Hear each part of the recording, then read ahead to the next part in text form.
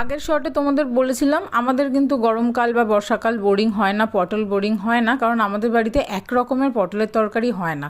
বিভিন্ন রকম এক্সপেরিমেন্ট মায়ের তো রান্নাঘরে চলতেই থাকে। তো এই দিনকেও মা আগের থেকেই আমাকে বলে দিয়েছিল ভিডিওটা করতে। তোমরা এখানে পটল পনিরের একটা রেসিপির ভিডিও দেখতে পাবে।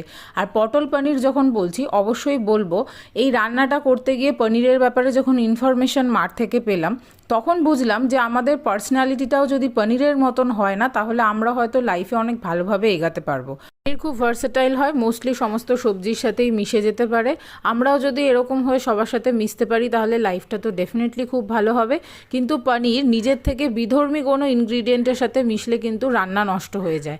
সেমভাবে আমরাও যদি আমাদের আইডিওলজি, আমাদের প্রিন্সিপালের এগেনস্টে যারা লাইফ লিড করে তাদের সাথে কম মিশি, তাহলে মনে হয় আমাদের লাইফটা অনেক বেশি সুন্দর থাকবে, আমরা মেন্টালি ফিজিক্যালি অনেক বেশি হেলদি থাকবো।